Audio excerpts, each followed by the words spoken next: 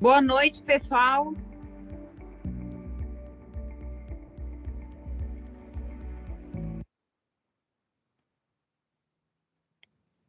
Boa noite a todos e a todas.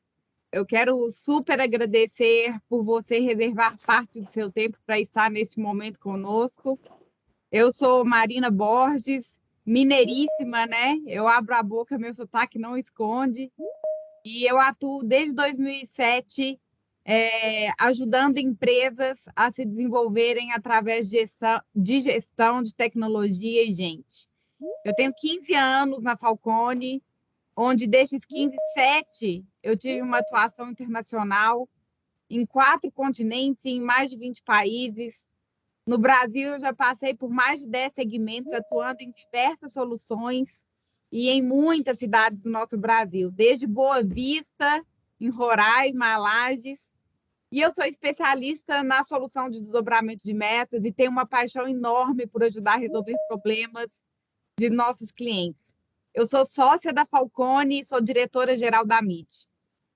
A MID hoje já atende mais de 100 clientes e nós estamos em 20 diferentes segmentos da economia, desde agronegócio a tecnologia, de indústria a varejo, muito serviço financeiro, temos serviço de marketing, enfim, muita diversificação. E nós já estamos também em 14 estados brasileiros. E isso nos permite conhecer muito as dores das médias empresas com muita propriedade e também de uma forma muito abrangente, né? E a gente vê que o mundo, né, está mudando demais, com uma velocidade que a gente nunca viu antes, e mais isso requer decisões muito rápidas. E claro que a gente precisa sempre tomar essas decisões alinhadas à saúde financeira da empresa, né? Para a gente fazer isso, a gente precisa de um olhar sistêmico, porque qualquer mudança pode rapidamente afetar o caixa da empresa, por exemplo, e nos levar muitas vezes a um cenário que pode ser irreversível. E é por isso que a gente trouxe esse tema para essa pauta, né? Como preparar o caixa da sua empresa para um cenário de macroeconômico atual, né? É um tema super relevante e a gente espera que pode agregar muito nas decisões para vocês manterem ou fortalecerem a saúde financeira das médias empresas em que vocês atuam. Este é um encontro exclusivo para clientes e para parceiros. Então, quero dizer para todos vocês que nós estamos em um ambiente seguro e controlado. Nós optamos por esse formato mais intimista, exatamente para que vocês possam participar sem qualquer medo de exposição. Então, grande parte do tempo vai estar dedicado para uma discussão. Então, vocês podem ir preparar suas perguntas, suas dúvidas, comentários, que vai ter um bom tempo para vocês poderem interagir aqui conosco. Quero apresentar o Matheus que tem 20 anos de experiência aí no mercado de trabalho, uma forte atuação em relações com investidores, mercado de capitais e finanças. Matheus possui MBA pela Sorbonne, Universidade de Paris, possui XBA em inovação pela Nova School of Business, na Startse, e depois de passar por empresas como Interconstrutora, Hermes Pardini, MRV, Valorec, né, Matheus, e algumas outras, nós temos a felicidade de contar com o Matheus aqui no time da MID. Desejo aí uma boa discussão e no finalzinho eu volto para dar um até logo para vocês. Matheus, a bola está com você. Obrigado, Marina. Boa noite, pessoal. É um prazer estar aqui com todos vocês nessa noite tão especial com os nossos clientes, os nossos parceiros. Como a Marina disse, é um momento para a gente poder compartilhar experiências, tirar dúvidas. Vou estar totalmente à disposição até o final desse encontro e posteriormente também. E agradeço pela apresentação. Não vou consumir o nosso tempo me apresentando, já fui apresentado. Então, vamos aos nossos tópicos aqui de discussão. Antes de mais nada, se vocês quiserem encaminhar perguntas, basta ler o QR Code que está aí na tela de vocês, ou acessar o link que está no chat aí do Teams. Você pode encaminhar, inclusive, de maneira anônima, tá? Com mais segurança ainda. Então, não precisem ter vergonha de mandar pergunta, pode ser anônima, e a gente vai tentar responder o máximo de perguntas possíveis aqui. Um outro ponto é que eu não me incomodo de ser interrompido, então vocês fiquem à vontade. Se quiserem levantar a mãozinha aí, a Suelen vai nos ajudar com as perguntas que, porventura, venham surgindo ao longo do nosso bate-papo. Eu sei que muitas vezes tem uma fala, um exemplo, que tem tudo a ver com aquilo que a gente quer perguntar e a gente não quer perder o time, então podem interromper que a gente vai fazendo um bate-bola aqui bem aberto. Obrigado pela participação e pela adesão de todos vocês nesse nosso primeiro webinar aqui. Bem, qual foi a agenda que a gente pensou para hoje com vocês, tá? A gente vai falar um pouquinho e bem básico aí dos conceitos de contabilidade, a importância deles e por que a gente ter um entendimento a respeito dessas demonstrações. Num segundo momento, a gente vai falar do princípio da entidade, né? Ou seja, como separar as finanças da empresa das finanças pessoais dos sócios, dos fundadores, dos investidores. O impacto dessas variáveis macroeconômicas na gestão do caixa, que a gente vive hoje, mas que na prática nós vivemos a todo momento, né? Especialmente no Brasil, a gente vai falar um pouco disso. Como proteger e recompor o caixa, né? Entender como fazer isso e por quê. São duas palavras bem diferentes e que trazem tomadas de decisão também bem distintas uma das outras. Algumas fontes de recursos para investimento das empresas e alguns cases, né, algumas situações que nós já vivenciamos e que acreditamos ser importante compartilhar com todos vocês. Então, vamos começar o nosso primeiro tópico para alinhar, balizar a importância e a necessidade de se entender sobre as diversas peças contábeis para tomada de decisão na gestão de caixa. Bem, uma das principais peças contábeis que nós temos, ou demonstrações, é o balanço patrimonial. O balanço patrimonial separado por ativo, passivo e patrimônio líquido. E eu gostaria de destacar aqui duas palavras importantes, tá? Origem e aplicação de recursos. Muitas vezes as pessoas não se recordam, não se lembram dessas duas palavras para poder olhar para balanço patrimonial. O que isso quer dizer? A origem de recursos de uma empresa, ela vem do seu patrimônio líquido e muitas vezes do seu passivo financiado, por exemplo, por fornecedores. E a aplicação desses recursos se dá nos seus ativos, seja no caixa, seja no estoque, seja no investimento, no equipamento. Ou seja, nós temos origens diversas desses recursos para aplicações diversas também. Eu queria trazer um momento aqui para vocês pensarem um pouquinho, quando a gente fala de origem de recursos, quando vocês abriram a empresa de vocês, quando vocês fundaram a empresa de vocês. Além de muitos outros atributos e necessidades, além de coragem, de querer arriscar, né, de realizar um sonho, vocês precisaram levantar recursos. Sejam eles em máquinas, equipamentos, recursos humanos, mas também caixa. E muitas vezes ele não é fácil ser levantado, seja com recursos próprios, com economias próprias, seja já começando com dinheiro emprestado, seja com um sócio que também tinha um patrimônio e que entrou junto nessa jornada. E essa necessidade de ter este recurso bem gerido e bem aplicado, ela é desde o dia que vocês abrem a empresa até para sempre. A gestão de caixa e a necessidade de recursos financeiros para uma companhia, ela é desde o D1, desde o dia que a empresa é fundada. Então, este balanço tem que ser olhado permanentemente também. O que ele vai mostrar para vocês? Ele vai demonstrar a situação patrimonial financeira da empresa em um determinado momento, em uma foto. Então, portanto, ele te dá um momento, ele não te dá futuro, ele não te dá fluxos e nem demonstra de maneira detalhada os resultados dessa empresa a partir de suas vendas ou prestação de serviço. E aí nós temos uma segunda demonstração para demonstrar isso, que é a DRE, que é complementar a esse balanço. Então, enquanto no balanço eu sei quais são as minhas obrigações, pagar impostos, pagar fornecedores, obrigações com sócios, com acionistas que colocaram um patrimônio, e também sei quais são os meus ativos, na DRE eu consigo apresentar o desempenho da empresa ao longo de um determinado período de tempo. E um desempenho baseado em quê? No reconhecimento de receitas e no reconhecimento de despesas. Pode ser 2 meses, 3 meses, 6 meses, 1 ano acumulado, a definir.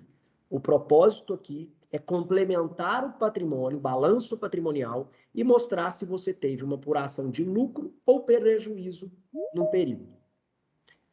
E, por fim, temos a demonstração do fluxo de caixa, que é uma demonstração independente, que divide os fluxos entre as entradas e saídas da entidade, e aí nós vamos falar de entidade rapidinho daqui a pouco, para que vocês tenham informações que permitam ter uma visão de mais médio e longo prazo. Daquilo que eu tenho de entradas e saídas futuras para a gestão desse meu caixa. Ah, mas isso também tem no balanço patrimonial? Também tem, mas de uma maneira muito sucinta e muito objetiva. É necessário uma visão mais ampla desses números, complementando cada demonstração para que vocês tenham uma análise mais completa da visão financeira, contábil e de caixa da companhia de vocês. Esse assunto começa agora e ele parece um pouco mais maçante, mas vamos pensar, quem são os usuários dessas demonstrações? Por que eu preciso tê-las? E de forma eficiente e correta. Empresas listadas na Bolsa de Valores, tá? Brasileira, na B3. Todas elas são obrigadas a fazer a divulgação trimestral dos seus balanços, da sua DRE e da demonstração de fluxo de caixa. Para quem? Por quê? Qual a importância? Porque essas empresas têm investidores, têm acionistas, têm credores muitas vezes, possuem dívidas, grandes fornecedores que necessitam ver, entender e compreender como está a saúde financeira dessas empresas. Através do quê? Dessas demonstrações contábeis. Então, toda empresa hoje listada é obrigada a ter essa demonstração. Um outro ponto importantíssimo aqui. Se eu for até um banco para fazer uma solicitação de uma dívida, é muito provável, para não dizer obrigatório, que o banco vai, ou essa fonte de recurso que você for buscar, vai pedir para ver seu balanço, vai pedir para ver sua DRE, vai pedir para ver seu fluxo de caixa, suas obrigações, seus passivos. E não só no momento, inclusive historicamente, para entender como está a gestão da companhia traduzida em números. E trazendo um exemplo prático, nós já vimos casos em que empresas perderam a aprovação de crédito em comitê de banco porque não tinham a tempo as demonstrações financeiras disponíveis para análise desse comitê. Então, é extremamente importante. Os usuários são diversos. Convido a vocês, aqueles que ainda não têm um conhecimento apropriado, que não julguem apropriado, mas que se insiram nesse ambiente, né? Como gestores executivos, nós temos aqui uma necessidade de entender, pelo menos basicamente, o todo, para poder fazer uma visão de todo da nossa companhia. E aqui também não é diferente. Então, os recursos da empresa estão aqui, e aqui vocês podem enxergá-los de maneira bem fidedigna. Tá? Um último ponto: tesouraria e gestão de caixa. Muitas vezes as empresas fazem a gestão da tesouraria, o meu apagar e receber diário, o que é super importante. Porém, uma empresa ela precisa ter continuidade e os fluxos são futuros.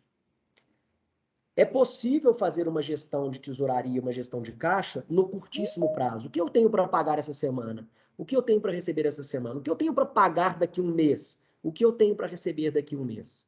Mas quando você vai ampliando o horizonte, fazer uma gestão de caixa, de resultado, de necessidade de capital de giro, com uma visão apenas de tesouraria, começa a ser um pouco mais arriscado. Então, essas demonstrações nos trazem uma visão além do dia a dia de pagar e receber, mas sim de uma preparação que as empresas precisam ter para darem maior liquidez financeira aos seus negócios. Suelen, alguma pergunta? Posso seguir? Pode seguir, por enquanto não. Bem, pessoal, como eu disse a vocês, eu falei um pouquinho ali sobre a entidade, né? Entidade significa a empresa, a companhia. Como que a gente separa as finanças da empresa e das finanças pessoais? E qual a importância disso? As demonstrações contábeis, como toda outra ciência, elas são regidas por princípios. E o que esses princípios querem prover para o leitor e para o usuário dessas demonstrações que eu acabei de falar com vocês? Eles querem delimitar a apresentação das doutrinas e teorias contábeis de maneira correta, para que todos os leitores, ao ler quaisquer balanços de quaisquer empresas, leiam através das mesmas normas contábeis, e não normas criativas. Além disso, nós temos reguladores internacionais. Então, por exemplo, as empresas que eu disse a vocês, que estão listadas, a grande maioria delas, eu estou falando a grande maioria porque tem algumas exceções de interpretação de normas contábeis, são regidas por normas contábeis internacionais, como, por exemplo, o IFRS, como, por exemplo, o US GAAP. Então, o princípio ou os princípios são criados para a gente garantir a aplicação correta de doutrinas contábeis e dar aos usuários a oportunidade de fazerem comparações entre empresas. Ok? Eu não vou entrar em detalhe de todos eles, eu vou citar alguns que eu acho importante por exemplo, a prudência, né? O que o princípio da prudência fala? Eu devo registrar meus ativos pelo menor valor possível, obviamente correto, e o passivo pelo maior. Por quê? Porque eu tenho que prezar para que esses ativos não façam com que eu tome uma decisão em que eu acho que o ativo está supervalorizado e o passivo subvalorizado. Então, os princípios fazem cada vez mais que eu tenha uma gestão financeira que preserve a entidade. O princípio da competência, por exemplo, eu quero citá-lo aqui porque ele é importante para vocês entenderem um complemento das demonstrações contábeis. Ele fala que receitas e despesas devem ser registrados quanto do fato gerador, independente do pagamento ou recebimento. Vamos dar um exemplo. Olha a importância disso.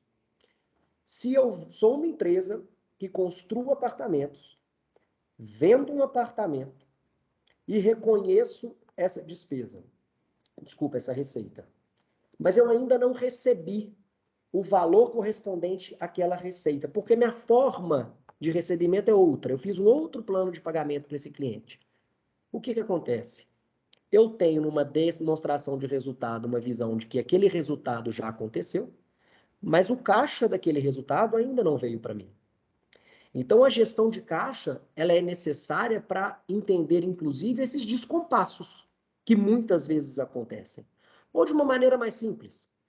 Eu já comprei todo o meu estoque, já compus todo o meu custo, já produzi o produto, já paguei meu fornecedor, ou seja, só falei de desembolsos, né?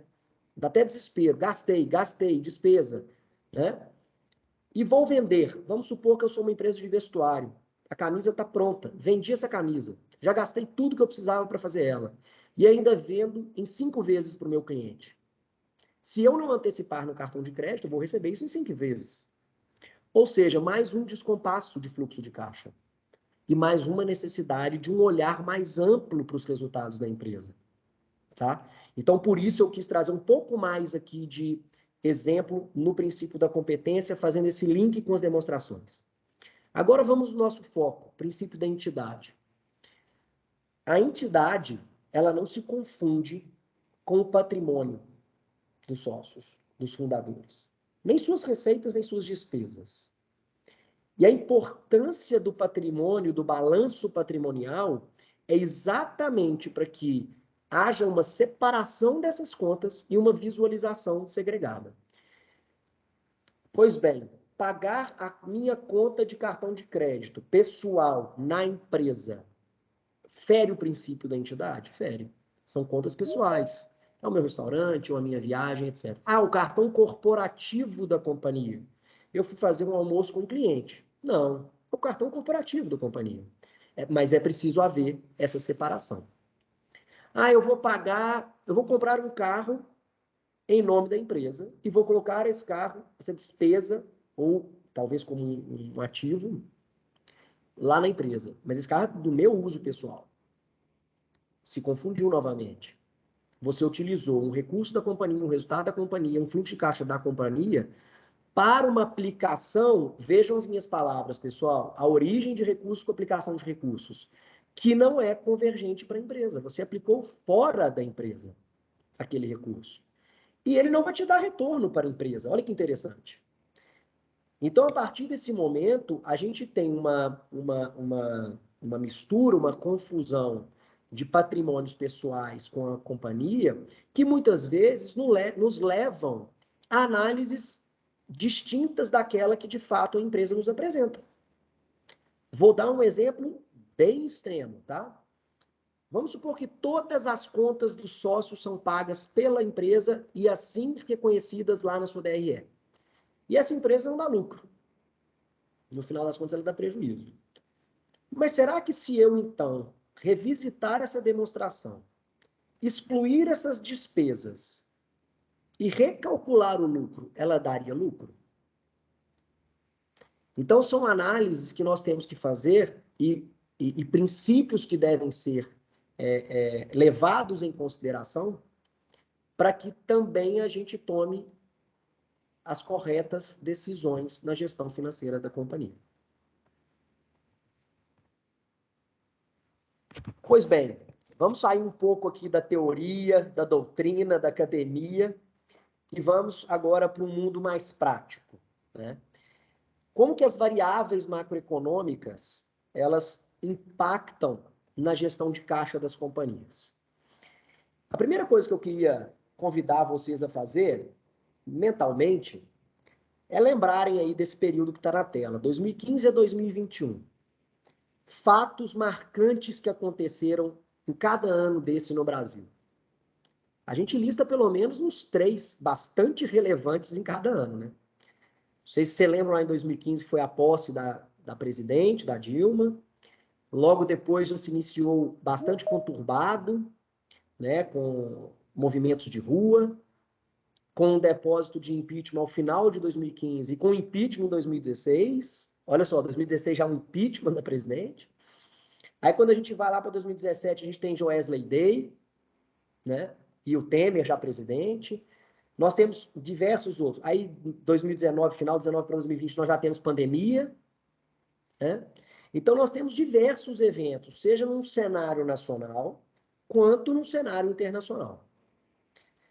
Por que eu estou ressaltando isso? Porque, pessoal, eu acho que nós temos tido diversos eventos globais que nos mostram que cada vez mais o cenário macro ou o cenário mundo impacta diretamente nos nossos negócios. A globalização, a conexão trouxe isso.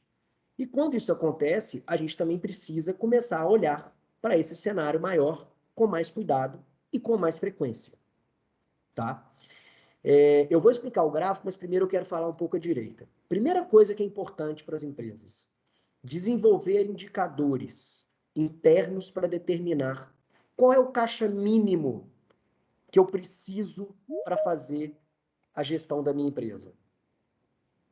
E isso é individual. Tem teoria, tem indicadores, nós podemos propor alguns, mas isso vai muito de alguns fatores. O quão conservador eu sou como empresário, como empreendedor.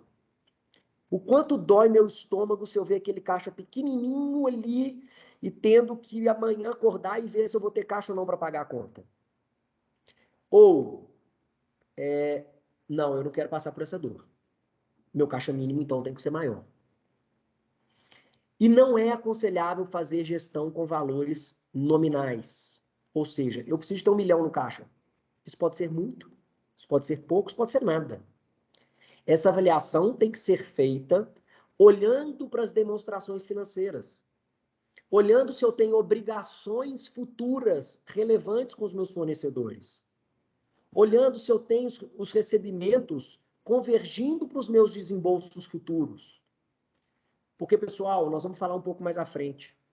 Quando você percebe que mês que vem você não tem caixa para passar mais por aquele período, é tarde demais. E aí nós vamos pagar o preço por isso. Então, essa é a necessidade de ter uma visão ampla de negócio, de mercado, de mundo, e aí sim determinar qual é esse caixa mínimo que eu vou caminhar com ele. O caixa mínimo, ele precede a necessidade de sua utilização. Algumas pessoas, alguns empresários podem pensar assim, né? Mas o caixa lá parado, eu não estou fazendo negócio. Tem um pouco dessa situação também. Mas e a falta de caixa? Te leva para onde? Então tem que ter um pouco desse balizador. Eu tenho um colchão de caixa que me dá fôlego para passar por intempéries, por momentos conturbados, por volatilidades, por incertezas, por momentos econômicos instáveis. Ou até no meu próprio segmento. Então é aconselhável que vocês olhem para esse indicador como? Exemplo, eu tenho um custo fixo mensal de 1 milhão.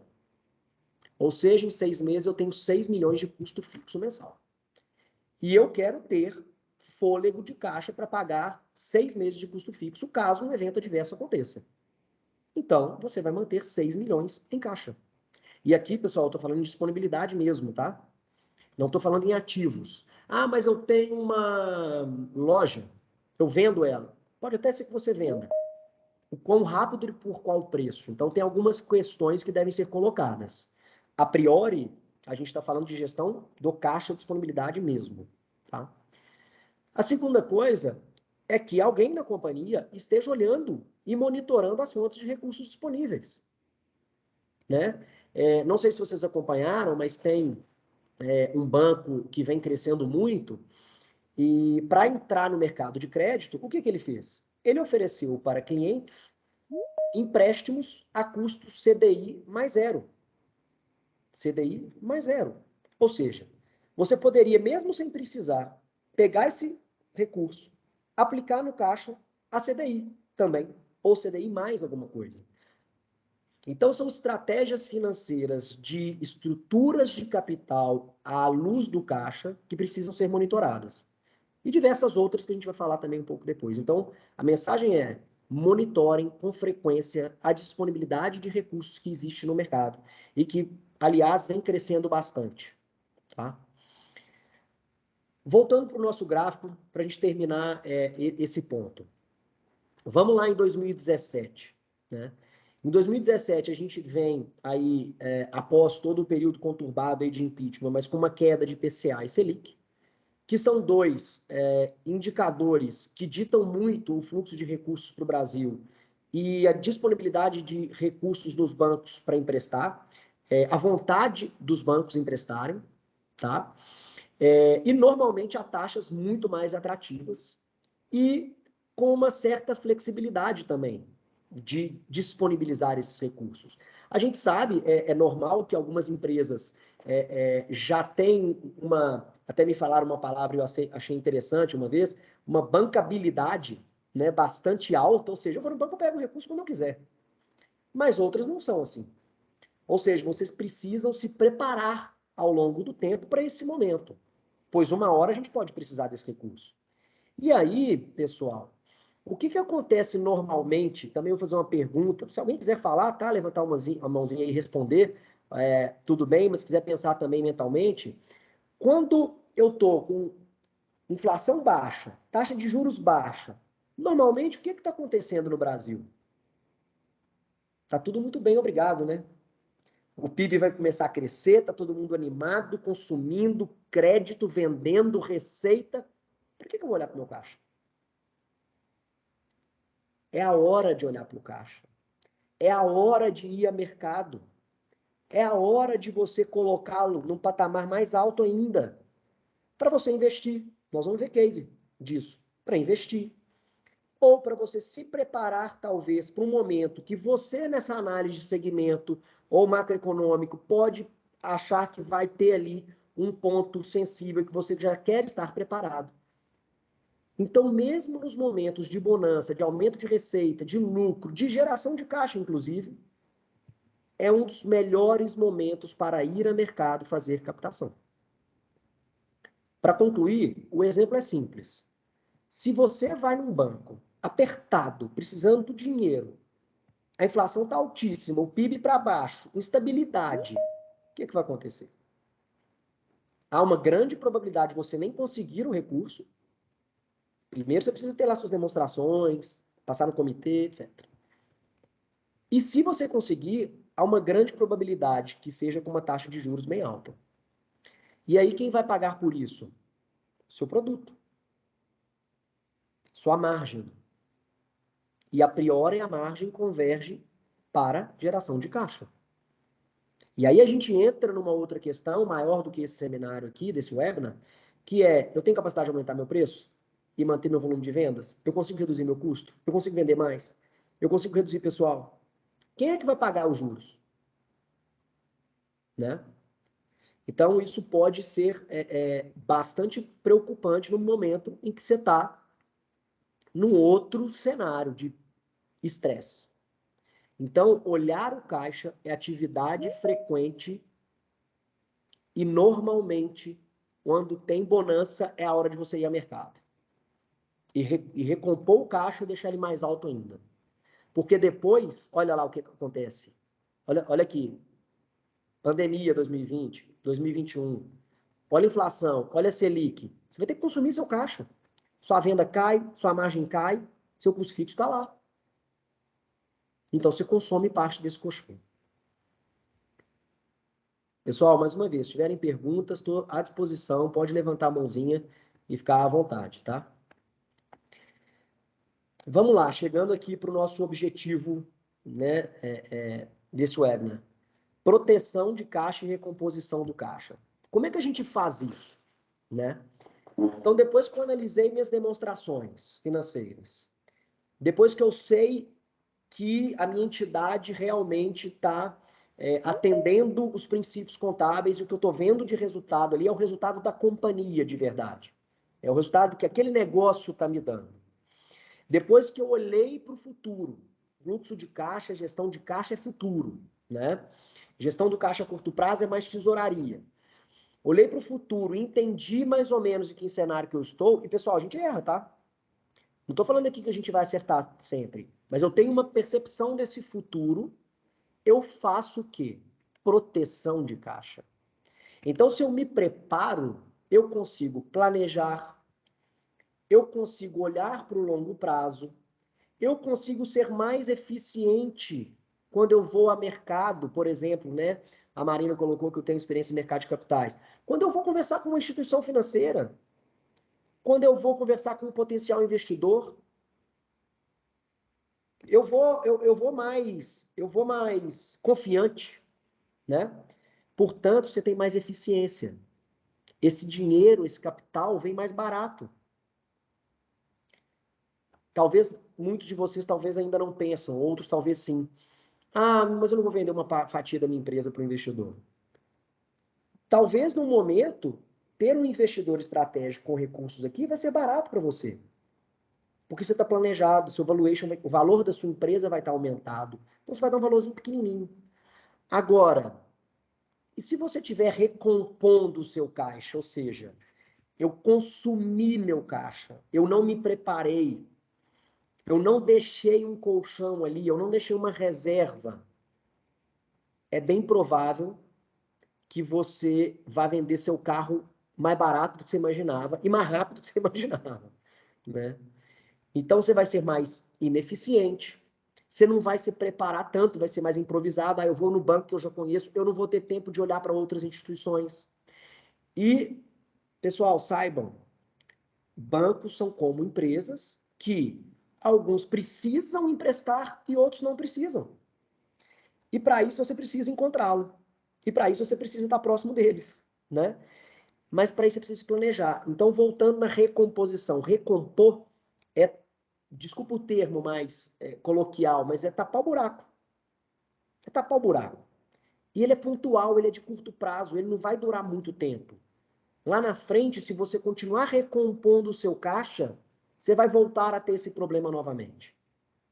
Então, a recomposição, ela é muito mais ineficiente, ela é muito mais improvisada e, normalmente, ela afeta muito mais o resultado futuro dessa companhia.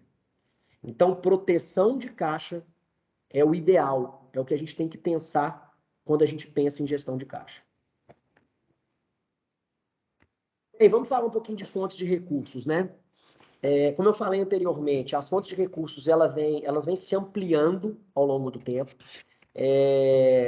Tem diversas fontes de recursos aí de investidores, por exemplo, que não querem mais tanto retorno quanto bancos tradicionais tiveram, por exemplo. Eles aceitam um retorno menor.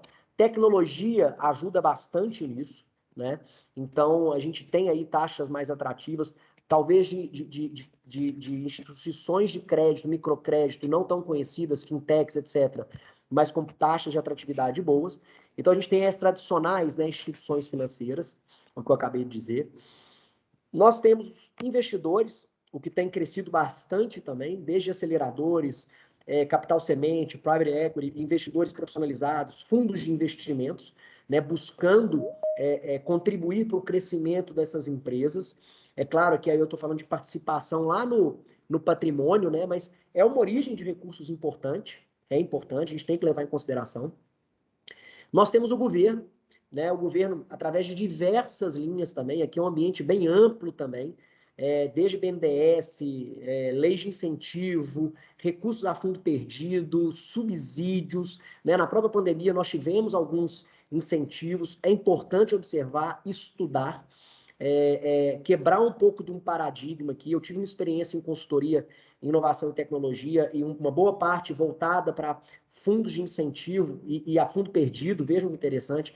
Então, tem diversos mecanismos de você levantar recursos, subsídios para sua empresa também, através desses incentivos e projetos de governo, tá? O outro ponto é o financiamento coletivo. Os nomes mais chiques, né, são Family Friends em crowdfunding. E aí, quando a gente fala de Family Friends, nós estamos falando aí do seu ciclo mesmo, né? De conhecidos, de amigos, de familiares. Um produto muito comum que vem surgindo bastante, vem crescendo, é o mútuo, né? Que é uma forma de empréstimo entre Family Friends e empresas, né? Ou seja, o seu amigo, o seu ciclo ali de amizades te empresta um recurso, você remunera e depois de um prazo você paga ele de volta, mas é entre pessoa física e jurídica, vem crescendo bastante. E o crowdfunding, aí nós já estamos falando um pouco mais de tecnologia e de fundos de investimento também, onde você tem plataformas abertas, você apresenta a sua empresa e o porquê de querer levantar aquele recurso. E aí pessoas físicas que não são do seu ciclo, por exemplo, podem investir na sua empresa. E aí nós temos basicamente dois modelos.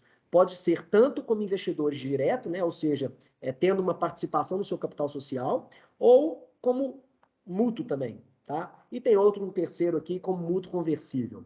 Então, a gente também tem esses bolsos surgindo e muito interessante, tá? E é claro, eu deixei por último o capital dos próprios fundadores e dos sócios, né? Que é aquela primeira origem, né? Voltando lá na minha fala, né? É aquele esforço, aquele suor que a gente, como empreendedor, como fundador, faz para levantar o primeiro capital, para realizar o sonho, para arriscar, né? E como eu disse, isso é eterno, enquanto a empresa existir.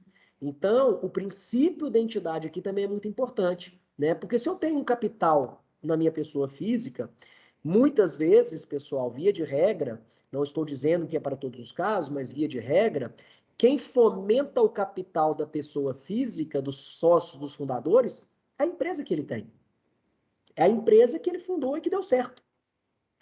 Então, é difícil, às vezes, se ver diante de uma decisão tão importante como essa, mas que eu já vi, inclusive, mas tomar uma decisão de eu vou ter que desfazer de um capital pessoal, um patrimônio pessoal, para injetar recursos na minha empresa, porque é ela quem me fomenta também, para passar por um período de volatilidade, por exemplo. É claro que se isso virar uma recorrência, nós estamos falando de outro problema. Nós estamos falando aqui de um problema pontual que pode utilizar os recursos dos próprios sócios, né, o capital próprio, para resolver esse problema. Tá? Vamos para a parte prática, né? Situações, cenários reais que a gente já viveu. Então, tinha um cenário de uma empresa com ciclo longo, com uma gestão conservadora de caixa, uma boa compreensão das demonstrações contábeis, DRE, fluxo de caixa, a receita crescendo, mas a rentabilidade caindo. Pandemia, os custos do setor dessa empresa crescendo muito e a rentabilidade caindo. As margens caindo. Né? A gente falou um pouco atrás. Normalmente, margem significa geração de caixa futura. Ou seja, um possível problema de caixa à frente. E vejam que interessante. Pensando no modelo de negócio de vocês. Empresas de ciclo longo. O que significa isso para uma gestão de caixa? Precisa ter uma gestão ainda mais profissionalizada. Porque o descompasso que a gente falou lá no início, ele tende a ser cada vez maior. Muitas vezes eu recebo antes para entregar muito depois. Ou eu entrego agora e recebo muito depois. Aí eu invisto. Então, tem muita necessidade de investimentos em ativos, né? Para gerar receita futura. Então, isso aqui molda um pouco as tomadas de decisão. Qual foi a tomada de decisão nessa empresa quando ela vislumbrou um cenário que ela poderia ter um problema de caixa? Parou de contratar. Estava crescendo, receita crescendo, rentabilidade caindo, mas parou de contratar. Segurou um pouco. reduziu a retirada dos sócios, substituiu pessoas, fez uma revisão interna ali da performance de algumas pessoas que já estavam há muito tempo, que tinham salários altos, se poderiam ser substituídas, e substituíram algumas pessoas. E contrataram dívida barata e de vencimento longo. Por quê? Porque eles estavam protegendo o caixa. Eles não estavam recompondo. Lembra da situação lá? Gestão conservadora, compreendem DRE e DFC, receita estava crescendo. Então conseguiram fazer uma proteção de caixa. Esse foi o resultado. Tiveram uma redução da queima de caixa ou uma estabilização, um impacto financeiro menor, porque se eu contratei dívida alongada, né, o que a gente chama, diluída, e com custo financeiro menor, é mais uma despesa que está entrando para a companhia, mas com uma representatividade mais baixa também. E por fim, desculpa o termo em inglês, mas aí são SG&A, despesas comerciais, administrativas e gerais. Então, marketing, propaganda, departamento financeiro, departamento pessoal e por aí vai. Equilibrado. Conseguiram equilibrar essas despesas. Para quê? Para passar pela turbulência. A rentabilidade estava caindo. Uma perspectiva difícil poderia vir a acontecer. E veio, tá? De fato. E eles se protegeram. Tá? A situação 2. A gente continua com uma empresa de ciclo longo. No entanto, uma gestão mais agressiva do caixa. Ou seja, não carregava um caixa, um colchão de caixa tão grande. Não compreendia um pouco entre DRE, DFC e balanço patrimonial, tá? Demonstração de resultados de exercício e demonstração de fluxo de caixa. Tinha uma gestão muito focada em DRE. Olha o perigo. Ciclo longo, olhando só para DRE. Ah, mas eu estou receitando muito, meu lucro está enorme. Você já recebeu? Lembra que a DRE é competência, pessoal? Eu registro quando do fato gerador, mas ela não significa que eu já recebi. Olharam muito para a DRE e esqueceram no fluxo de caixa. A receita crescendo. Então, olhar para a DRE e a receita crescendo e a rentabilidade caindo.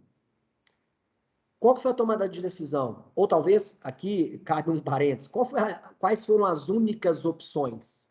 Né? Contratação de dívida cara, porque precisava no curto prazo, não tinha colchão, precisava recompor rapidamente o caixa. Vencimentos curtos, já tinham dívida, e aí tiveram que fazer o quê? Alongar. Vocês acham que foi pelo mesmo custo que eles conseguiram alongar a dívida? Não foi. Tiveram que pagar mais caro por isso, para alongar essas dívidas, para dar um fôlego no fluxo de caixa. Demitiram, fizeram demissões que às vezes nem queriam. E um ponto muito interessante para a gente refletir. Manutenção da retirada dos sócios. Não fizeram redução das suas retiradas. Qual que foi o resultado disso? Eles conseguiram recompor o caixa, mas lembrem que recomposição, como eu disse lá atrás, ela é de curto prazo, ela tapa um buraco, ela não resolve o todo. Continuaram queimando o caixa porque não conseguiram a reestruturação que gostariam. Vão ter um alto impacto financeiro no resultado, porque a dívida é cara, ou seja, vai ter que ter uma outra decisão aqui um pouco mais operacional, estratégica, talvez de vou vender mais caro, vou ter que tentar reduzir custo, como é que eu vou fazer para pagar essa dívida? Vou ter que ter mais receita, mais lucro, mais margem. Mas como que eu tenho isso pagando mais juros, o que eu não tinha antes? E um ponto importante, as despesas comerciais e administrativas ficaram desproporcionais, porque as retiradas dos sócios continuaram as mesmas e se tornou muito representativa naquilo que a empresa tinha como despesa, dado que ela não gerava caixa. Então, o caixa dela começou a ficar muito concentrado para pagar banco e retirada de sócios. É um ponto de muita atenção, de muita preocupação. Pessoal, fiquem à vontade, tá? Para fazer perguntas. No cenário 3, a gente está falando de uma empresa com ciclo curto, tá? gestão conservadora de caixa, mesmo com um ciclo curto. A priori, poderia ter uma gestão um pouquinho mais moderada, com uma compreensão boa de DRE e fluxo de caixa, receita crescendo, rentabilidade crescendo. Cenário muito bom, né? Cenário muito bom para essa empresa. O que eles fizeram nesse momento? Foram ao mercado. Pô, mas parece que nem precisava, né, de caixa. Foram ao mercado. Contrataram dívida barata, longo prazo, cresceram mais, adquiriram empresas e investiram na própria empresa. Renovaram máquinas, equipamentos, modernização, né? Olha o resultado. Protegeram o caixa, cresceram receita e lucro, expandiram o mercado e ainda conseguiram se modernizar. Né? Então, é uma estruturação, uma visão de caixa, uma gestão de caixa um pouco diferente do que a gente viu antes. Para um cenário também diferente, mas que trazem benefícios também. Eu estou dando o exemplo dela que é contratação de dívida, tá, pessoal? Mas aqui poderia ser outra coisa, trazer um sócio investidor ou conseguir um investimento, um subsídio do governo para desenvolver uma linha nova de produto, ou fazer um crowdfunding, tá? O ponto aqui é que mesmo com um ciclo conservador, receita crescendo, rentabilidade crescendo, continuou-se olhando para a gestão de caixa, que foi um pouco do que a gente trouxe lá atrás. É uma ação contínua para objetivos diferentes, tá? Pessoal, até esse momento, essa é a nossa proposta aqui desse bate-papo com vocês, para que vocês comecem a pensar, elaborar, né, serem provocados nesse assunto. A gente tem visto muitas empresas, inclusive listadas, né, que vem enfrentando essa situação de uso do colchão de caixa que criaram, muitas delas, inclusive, crescendo receita, mas com margens muito apertadas e comprometidas, o que faz com que a gestão de caixa seja cada vez mais necessária, esse diagnóstico necessário.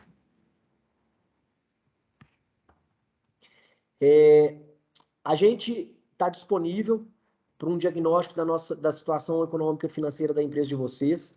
É gratuito, a gente vai passar um pouco dessas instruções para vocês, como é que vai ser feito, de maneira individualizada, de maneira bem segura, né? Como a Marina falou aí, num ambiente seguro, recebendo esses dados de vocês e dando um retorno daquilo que a gente visualizou, para que vocês possam ter uma visão, né, cada vez mais aprofundada dessa situação econômica financeira, olhando para essa gestão futura e como é que se faz uso desses recursos, como é que vocês evoluem nessa estratégia de gestão de caixa da companhia de vocês. Bem, as instruções aqui, basta vocês enviarem até o dia 8 de abril os documentos abaixo, né, o balanço patrimonial, a DRE e a demonstração de fluxo de caixa. Seria muito interessante se vocês puderem enviar de janeiro de 21 a março de 22, né, como a gente falou aqui um pouquinho, tem posições que são estáticas, então é interessante ver a evolução delas, a nossa análise ela fica muito mais criteriosa e muito mais efetiva. E uma vez feito isso, a gente vai entrar em contato com vocês a partir do dia 22 de abril, para a gente fazer uma devolutiva e falar um pouquinho sobre o que a gente enxergou e, mais uma vez, ouvir vocês em relação a esse assunto. Vocês podem enviar, tá aí embaixo, os arquivos, né, com o título. O título é só para a gente se organizar aqui, tá, pessoal, no recebimento aí dos documentos. Então, se vocês colocarem lá no título do e-mail, diagnóstico MID e o nome da empresa de vocês, né, e no e-mail produto@midfalcone.com. E aí qualquer dúvida que vocês tiverem a respeito, esclarecimento, mais perguntas, inclusive, sobre o que a gente debateu hoje, podem falar aí com o gerente de sucesso de vocês, eles entram em contato conosco aqui e a gente tenta dar uma devolutiva o mais rápido possível.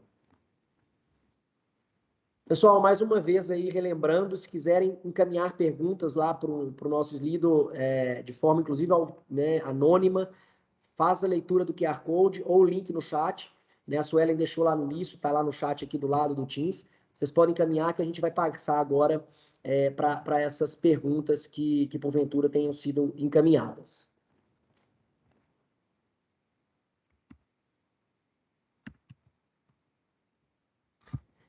Eu só vou abrir aqui, tá, pessoal?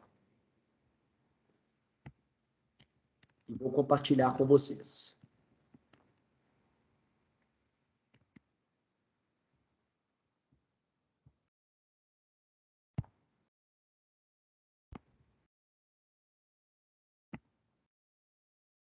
Suelen, você pode só sinalizar para mim se vocês já estão vendo minha tela, por favor?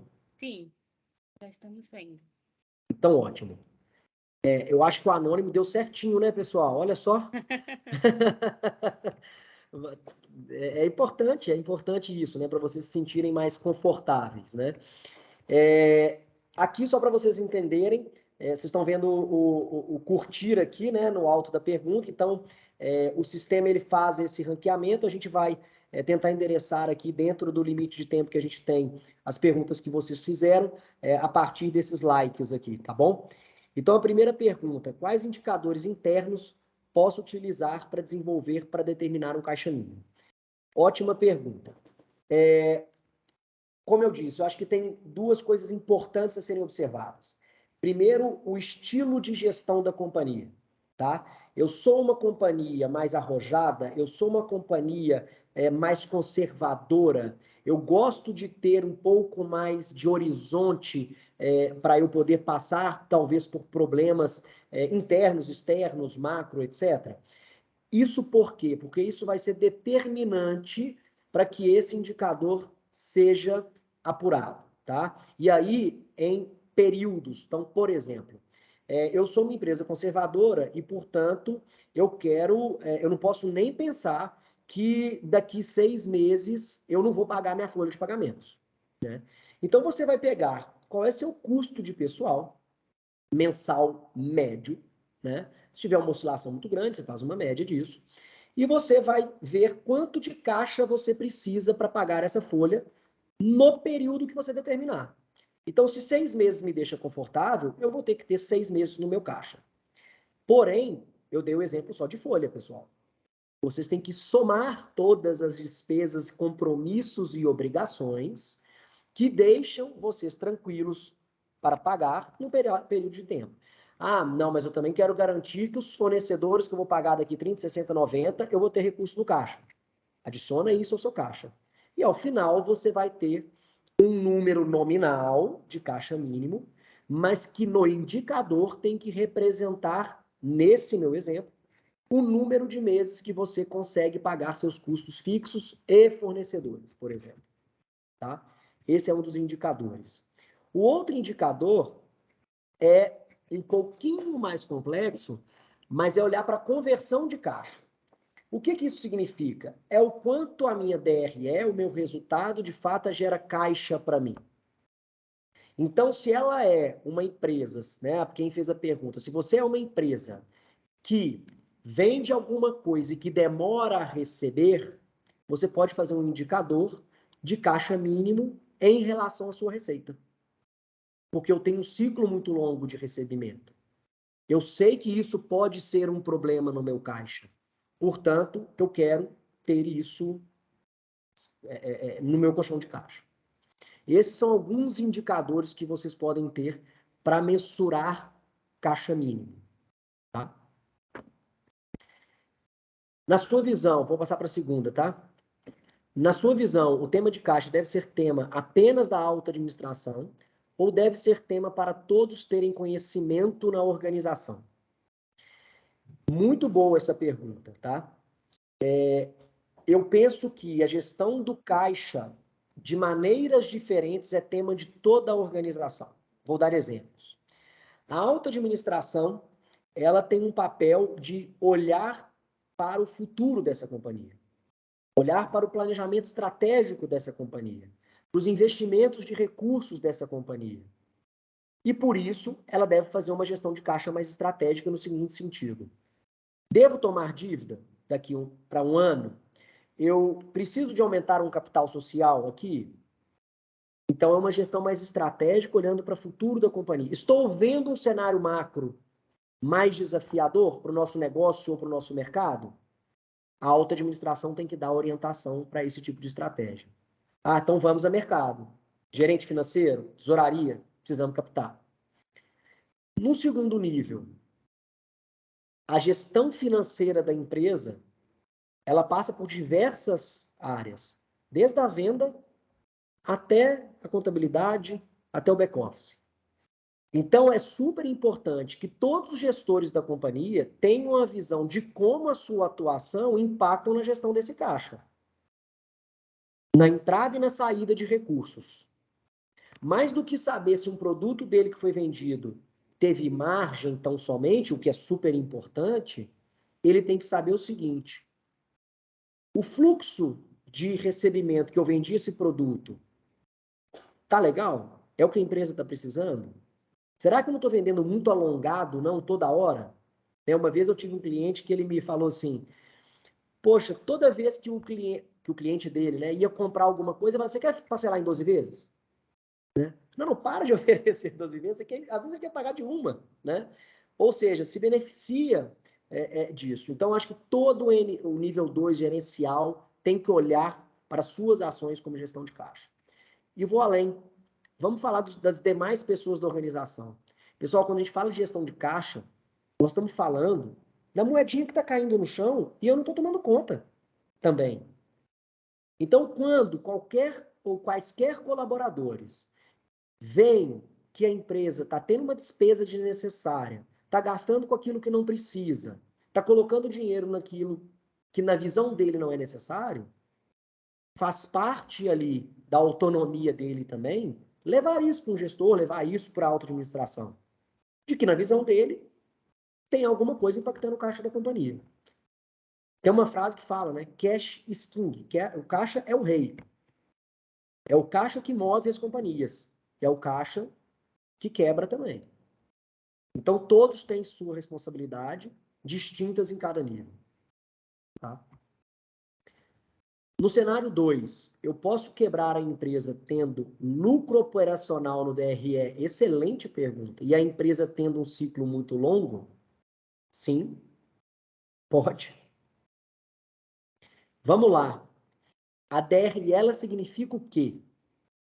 Ela significa o registro de um fato ocorrido naquele momento que vai gerar resultado de caixa em um outro determinado momento.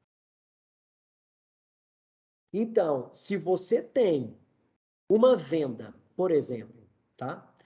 E você a reconheceu, mas o seu reconheceu na DRE, e o seu recebimento é a longo prazo, ou até a própria entrega desse produto é a longo prazo, tá? Eu não vou trazer complexidade para a resposta, porque tem questões aqui contábeis, tá? Às vezes, quando você entrega um produto a longo prazo, você não reconhece no contábil. O que vai acontecer? Você tem que ter a consciência de que você tem duas responsabilidades de fluxo de caixa que não conversam com essa DRE. Então, não adianta você fazer a sua gestão por ela. Porque, às vezes, ela te deu lucro hoje. Mas amanhã você precisa pagar uma dívida, consumir sua caixa, que não te dá mais condição de passar para o segundo mês. Você não paga as obrigações do segundo mês. Então, pode. Você pode interromper o ciclo econômico de uma empresa, mesmo tendo lucro operacional. E eu vou deixar anotada essa pergunta para mandar alguns exemplos públicos para vocês, de empresas listadas, né? Que quando você olha para a demonstração de fluxo de caixa, ela está falando aqui num jargão, lá para você, que ela está queimando caixa e gerando lucro. Mas ela está queimando caixa. Por que ela não quebrou? Né? Porque ela tem colchão. Mas se acabar o colchão e não tiver mais fonte de recurso disponível, ela pode ainda continuar gerando lucro operacional na DRE e está queimando caixa. Tá? Eu vou dar um último exemplo aqui, tá, pessoal? Não é raro, para não falar que é comum, que empresas de startups não tenham lucro, ou às vezes até tem um pouco de lucro, e queimam caixa recorrentemente. Como que uma startup, uma empresa de tecnologia, às vezes gera lucro, gera receita, gera crescimento? Nós estamos falando aqui, tá, de conceitos diferentes, tá? Vamos colocar sob perspectiva. Então, tá crescendo, tem receita, tem lucro operacional, etc. Mas está queimando caixa. Recorrentemente. Porque, às vezes, o esforço financeiro que ela faz para crescer, para vender é tão alto do ponto de vista de desembolso de caixa, e não é casado com a receita, que o consumo dela é quase que infinito. Como é que ela sobrevive, então? Injeção de capital, investidor, investidor, investidor. Aí o bolso tem que ser fundo. Porque se não tiver, ela não consegue crescer. E o crescimento traz dores relevantes, né? Porque as complexidades se tornam maiores. Seria possível comentar e dar dicas sobre cálculo da margem a valor presente para empresas de ciclo longo? Sem dúvida. Eu não vou entrar no detalhe técnico, mas podemos falar, podemos compartilhar. Convido a pessoa que, né, fez aqui a pergunta, bem como as 3 pessoas que curtiram, se quiserem, de maneira, né, confidencial, em outro ambiente, mandar lá para aquele e-mail um pouco mais essa pergunta para a gente bater um papo, também estou à disposição, e o time aqui da mídia. Mas o que é muito comum se fazer, né, trazendo 2 indicadores, por exemplo, fluxo de caixa descontado. Então, você pega a empresa que tem um ciclo muito longo, recebíveis de longo prazo, ou custos que ainda vão incorrer, que não conversam muito com a DRE, você faz uma projeção desse caixa e traz ele para o hoje, né? Para o valor presente, né? Se hoje todo esse fluxo acontecesse, como seria? Tem uma outra também, que é o NAV das empresas, né? Que é quanto vale aquela empresa à luz do balanço patrimonial. Se eu honrar todos os meus compromissos com todos os meus ativos, o que sobra? Quanto vale esse negócio? O que eu tenho hoje na minha mão? Tá? Essa pergunta só tem que ter um cuidado, porque quando você fala, a pessoa que perguntou, o cálculo da margem a valor presente para as empresas de ciclo longo, trazendo tudo para o agora, a gente meio que começa a dizer que essa empresa não tem continuidade. E continuidade é um princípio contábil, é um princípio das empresas, né? Amanhã você já tem receita nova, amanhã você já tem custo novo. Então é importante levar isso em consideração, porque de fato é uma análise de momento. E como eu disse, essa análise ela é contínua, tá? Próxima pergunta. É possível crescer sem se endividar? Sim, é possível. E aí eu vou também só fazer aqui um disclaimer, uma nota. Se endividar aqui significar ir a um banco tomar dívida com juros, né, é possível sim. É possível crescer sem capital, sem caixa? É mais difícil, tá? É possível, é raro, mas é possível, tá? Porque aí você tem que ter um negócio que o seu cliente te financia, o seu fornecedor te financia, o seu capital de giro é negativo praticamente, você não tem necessidade de capital para esse negócio, tá? E o movimento de crescimento também, ou seja, marketing, expansão de mercado, atingir novos públicos, etc., não seja tão oneroso do ponto de vista de capital. Então, é possível. Não é trivial, mas é possível. Se tiver que escolher entre os indicadores EBITDA ou saldo de caixa, qual desses 2 indicadores é mais importante? Vamos lá. Se a pessoa que perguntou estiver falando do saldo de caixa lá no balanço, né, nas disponibilidades, é EBITDA. Tem que olhar para EBITDA e não para aquele saldo de caixa que está lá. Quando eu disse de saldo de caixa, ou colchão de caixa, caixa mínimo, é um indicador para você realmente ter aquele recurso em caixa como algo protetivo. Ok? Então, é aquele recurso lá parado no seu caixa como proteção. Esse sim serve para saldo de caixa, olhando para o indicador de caixa mínimo. Agora, quando a gente fala de capacidade da empresa, da operação da empresa em gerar caixa, o EBITDA ele é um bom indicador para começar a análise, mas ele tem que ser complementado. Porque o EBITDA, ele vem de onde, pessoal? Ele vem lá da sua construção da DRE. E que ela não conversa com sua demonstração de fluxo de caixa. Então, ela precisa ter uma análise com complemento da demonstração de fluxo de caixa. De novo, o EBITDA, ele é um indicador futuro que você vai gerar aquele caixa para a companhia. Você tem chance de gerar aquele indicador. Porque tem outros fatores, né, pessoal? Por exemplo, inadimplência.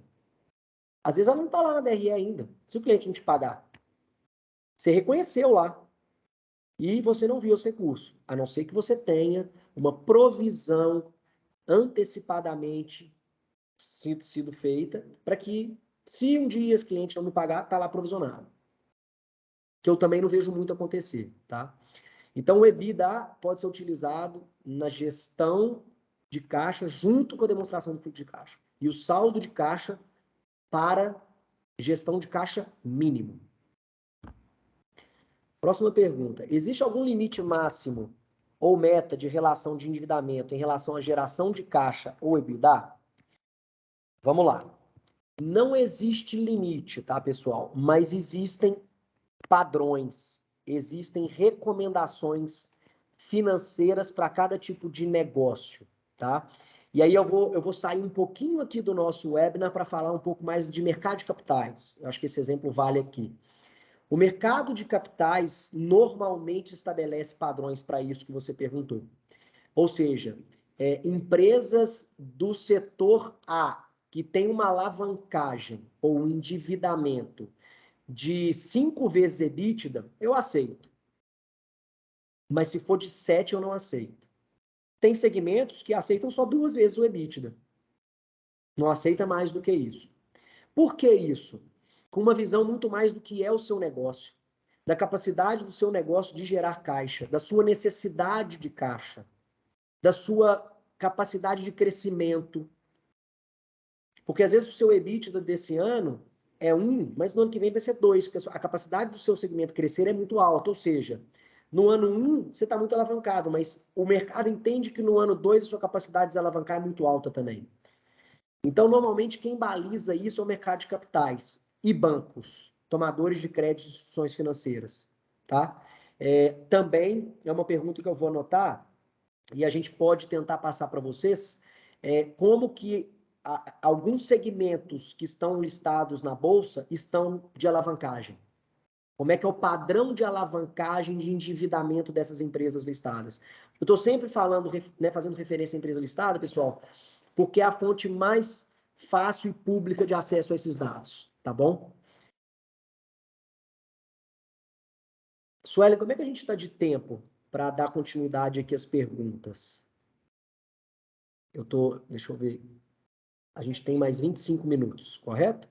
Isso, a gente está um pouquinho apertado, mas acho que dá para mais uns 10 Continuar. minutinhos. Isso. Tá bom. Mais 10 minutos, Matheus, você tem. Tá ótimo, pessoal. Próxima pergunta. Nossa empresa tem muita dificuldade de ter acuracidade nos números contábeis. É muito ruim fazer uma DRE com base em regime de caixa e não em competência? Excelente pergunta. Isso é um diagnóstico comum em algumas empresas, em que não há os dados não são fidedignos, não são transparentes, não são precisos, né? E quando você pergunta se é ruim fazer uma DRE por caixa e não competência, na prática, pessoal, o que está sendo feito? Está sendo feito um fluxo de caixa gerencial. Ao modo, aí eu não sei como é essa empresa, mas ao modo de quem o faz, né? Seja o financeiro, seja o contador interno, seja o contador externo. Então, você não tem uma DRE. Aí você está tendo uma gestão através de um fluxo de caixa gerencial. Você precisa da gestão também através de um balanço patrimonial e através de uma DRE, porque elas te dão perspectivas distintas. E essa análise de gestão de caixa, ela é conjunta. Ela não é tão somente de um fluxo de caixa gerencial. Então, o que eu quero dizer para quem perguntou é que quando você faz uma DRE com base em regime de caixa, na prática você não está fazendo uma DRE. E, portanto, você não pode nem analisá-lo como uma DRE. Você está fazendo um fluxo de caixa gerencial, tá? O que pode comprometer sua análise. E aí eu só quero complementar, tá, um pouquinho aqui, sei que não é a pergunta, mas Eu sou, inclusive, contabilista de formação, fiz pós em gestão fiscal tributária e depois alguns cursos de MBA, enfim, mas a acuracidade dos números contábeis, ela passa basicamente por dois caminhos. A empresa fornecer os números corretos, e dois, o contador, o contabilista, né, ter conhecimento da doutrina e da teoria contábil para fazê-lo. Não é complexo. Não é complexo. Tá? Então, tendo o profissional correto, que conheça ali da teoria contábil, da doutrina contábil, que vai fazer o registro correto, e este profissional recebendo muitas vezes, isso não acontece, mas recebendo as informações de maneira correta, eu me arrisco a dizer que facilmente você vai ter uma DRE. Tá? No segmento da construção civil, aconselha fazer a previsão de caixa financeiro com base no percentual de execução previsto da obra ou utilizar uma métrica? Excelente pergunta. Aqui, pessoal, para quem não é do segmento, normalmente o que acontece na construção civil, tá? Você reconhece o seu resultado de uma venda de um apartamento, eu sei que a construção civil é bem ampla, mas vamos fazer um exemplo aqui de um apartamento. À medida que você executa uma etapa de obra. Então, se eu construir uma parede, eu vou reconhecer que eu construí aquela parede. Então, na minha DRE, vai aparecer a receita da parede construída, tá? Mas vamos supor que esse cliente já pagou por esse apartamento. Eu reconheci só uma parede e eu já recebi todo o recurso.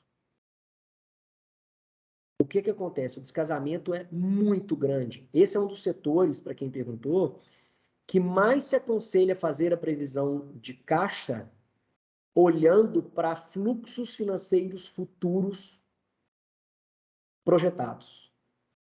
E muito menos pela execução. Tá? Além do fato que aqui, não sei qual que é o setor, mas, por exemplo, empresas que se utilizam de financiamento bancário da Caixa Econômica Federal, por exemplo, ele tem alguns ciclos distintos também, porque você tem a medição, depois você tem a aprovação, depois você tem a liberação do recurso. Então, já há um descasamento nesse período também. Então, você tem que fazer uma análise de como é seu recebimento, tá? Média renda, alta renda, normalmente não tem esse tipo de recebimento pela Caixa Econômica, é um financiamento direto ou uma grande entrada pelo comprador.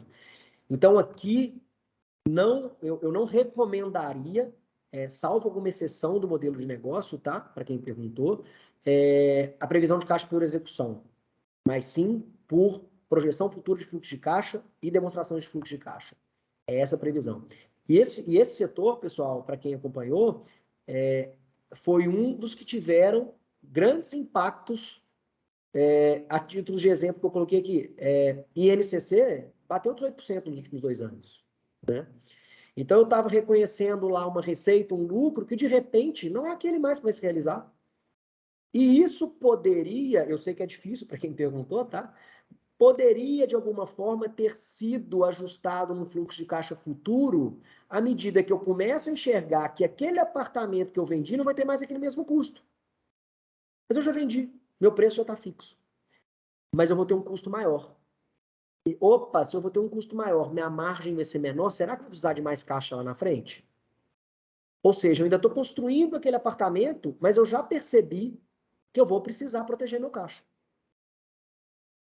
Então, reforçando, é melhor não olhar para a execução do previsto da obra e olhar para o que você precisa desembolsar para concluir aquela obra. Tá? Posso tomar... Desculpa, você falou, Marina, 10 minutos, mas eu não sei, eu não medi. Peço perdão. Faltam Mais tantos. 4, vamos lá. Tá bom, obrigado. Posso tomar capital de giro para formação de caixa de segurança? Super interessante essa pergunta também, né? Olha só, a priori, pessoal, tomar dívida cara, e aí estou entendendo que capital de giro é uma dívida cara, né? Porque ela está ali disponível naquele momento de necessidade quase que de último grau, não é o melhor caminho. Se você estiver perguntando para recomposição de caixa, porque você está realmente naquela situação que a gente falou, de que o cobertor está curto, né? Não teve colchão, você precisa para daqui 1 mês, 2 meses, e é a única saída, a pergunta é até um pouco diferente, né? Eu vou interromper o meu negócio ou eu vou tentar dar continuidade? E por isso eu vou tomar capital de giro caro. Vou tomar capital de giro caro, né? Agora, se não for este o cenário, eu preciso de uma recomposição, mas eu ainda tenho um fôlego, tenta achar outra fonte de capital, uma dívida um pouquinho mais estruturada, não uma dívida tão fácil, tão rápida, porque normalmente esses capitais, eles são mais caros, tá? Mas em última instância, você pode tomar, se realmente você não tem outra opção, né? Eu diria que qual é o tipo de capital não é o ponto inicial. Você tem que proteger e recompor seu caixa. O como, aí é uma segunda etapa. Qual o percentual mínimo de CAPEX versus o resultado ou geração de caixa para manter um caixa saudável? Olha, vamos lá. Essa pergunta que ela não é objetiva, essa resposta ela não é objetiva. E eu não vou te dar uma resposta, eu peço desculpas agora, mas eu posso te dar uma resposta depois da gente conversando um pouco mais pessoalmente. Porque se você for um negócio que depende muito de investimentos em ativos e são eles quem geram o seu resultado ou o seu caixa, você necessariamente vai ter que ter um investimento em CAPEX regular e talvez importante, relevante, né? O que eu te aconselho a fazer? Você vai ter que ter uma visão de caixa mínimo onde o seu indicador leve em consideração o seu CAPEX. Que vai de encontro um pouco à pergunta que a gente respondeu antes. Qual que é meu caixa mínimo? Olha para dentro, vê o quanto você precisa de investir em bases anuais, se você vai gerar aquele caixa, se você vai conseguir ter uma recomposição de caixa recorrente para continuar investindo no seu negócio. E aí você cria um indicador de geração de caixa para suprir sua necessidade de investimento em CAPEX, que é a base do seu negócio para geração de resultados. Então, eu não vou te dar uma resposta objetiva, mas talvez o como é esse o caminho. Tá? Criar indicadores de geração de caixa ou de caixa mínimo que levem em consideração o seu investimento em CAPEX, se esse for realmente relevante para a sua gestão aí da companhia e para a geração de resultados futuros. Nesse ano turbulento, guerra na Ucrânia, inflação, aumento do Selic, eleições, seria recomendável se endividar? Essa resposta eu vou dar ela objetiva, mas eu vou finalizar gastando meu último minuto. Não, não seria.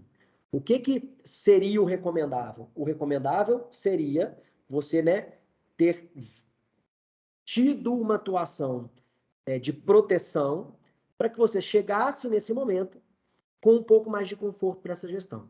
Mas aí você vai pensar ou vai até abrir o áudio aqui para falar assim comigo. Mas, Matheus, se eu imaginar que ia ter guerra da Ucrânia... Não, guerra da Ucrânia você não ia imaginar. Mas eleição você sabia. E curva de inflação e aumento de Selic? Tem uma tendência, tem um relatório Focus, tem um sentimento do mercado, né, que mostra um pouco como isso pode acontecer. E na iminência disso acontecer, é que você tem que começar a tomar sua decisão. Agora, a mesma coisa que eu respondi para a pessoa que falou de tomar capital de giro para a formação de caixa. Se você está num momento muito sensível, ao ponto de você olhar para o princípio lá da continuidade e pensar se sua empresa continua ou não, você tem que, de alguma forma, levantar recurso. E um deles pode ser através de dívida. E que seja a mais barata e a mais alongada possível. Muito bom, muito bom. É simples, mas não é tão simples assim, né? Até com base nessa última resposta do Matheus, né, pessoal? A gente escuta muito, né? Assim, Brasil não é para amadores, né? A gente vê aí esses ciclos econômicos completamente instáveis e cada vez mais agora com uma situação global, né? Além de todas as questões nacionais que a gente tem, questões muito sérias internacionais, e a gente tendo aí essa aflição de ciclos econômicos, essa instabilidade até mais acentuada, né? E eu acho que isso nos traz ainda mais a importância de a gente tomar decisões estratégicas e planejadas da gestão de caixa, né? Nós não podemos deixar para tomar uma decisão de caixa quando a gente está no sufoco, né? Isso acaba fazendo com que a gente tome as decisões de forma muito urgente e não tomemos as decisões mais acertadas. E aí eu queria também aproveitar aqui e comentar uma pergunta que apareceu ali, né? O caixa é para todo mundo tem que olhar isso. E muito em cima do que o Matheus falou, em níveis diferentes, mas sim, é super necessário uma visão sistêmica, porque o comercial precisa saber se ele pode dar desconto, se ele pode alongar, né, o pagamento, se ele pode dar mais prazo de pagamento. A gente já teve casos assim de empresas muito próximas nossas, né, e achar que estava num cenário lindo, que estava bombando as vendas e o uhul, todo mundo comemorando. E quando nós colocamos o comercial na mesa junto com o financeiro, veio aquela bomba, né? Falou, pelo amor de Deus, para de vender, porque o ciclo financeiro que a gente tem hoje é super longo e a gente tem problema de caixa, a gente tem que comprar antes, é um produto, né, internacional que a gente não consegue, não tem muito aqui o que negociar no ciclo de pagamento.